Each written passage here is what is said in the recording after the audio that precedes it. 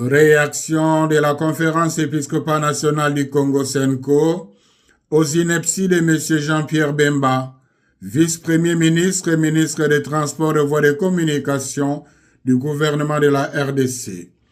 La Senko a suivi avec grande consternation, mais sans réelle surprise, les inepties de M. Jean-Pierre Bemba sur les ondes de la radio Top Congo en date du 9 juin 2025. Ici est de noter que, depuis la période électorale de 2023 jusqu'à ce jour, M. Jean-Pierre Bemba s'est attribué un rôle extrêmement dangereux, celui de proférer avec une légèreté déconcertante des allégations récurrentes, gratuites et infondées contre la Senko. Il multiplie des déclarations qui portent atteinte à la réputation de la Senko et risquent de compromettre le climat de confiance nécessaire à la cohésion nationale et au bien vivre ensemble dont le pays a tant besoin. En effet, au regard du contexte sociopolitique actuel, cette belliqueuse sortie médiatique donne à croire que M. Jean-Pierre Bemba peine à accepter l'option courageuse et salutaire prise par les institutions de la République et l'ensemble de la nation, celle de résoudre par des voies pacifiques la crise actuelle qui menace l'unité nationale et l'intégrité territoriale. Il y a lieu de se demander si, avec ces propos, M. Jean-Pierre Bemba veut ramener le pays à l'époque où il avait fait tuer les innocents à Kisangani et à Kinshasa. Fidèle à sa mission prophétique, l'Église catholique tient à son engagement à promouvoir et à défendre la paix dans notre pays.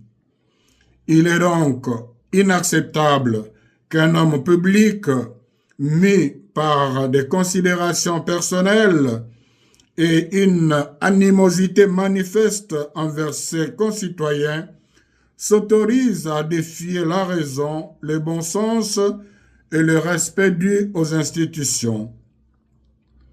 Par ailleurs, il est étonnant que malgré la gravité des propos tenus par M. Jean-Pierre Bemba, il n'y ait aucune réaction des institutions de la République et de sa hiérarchie.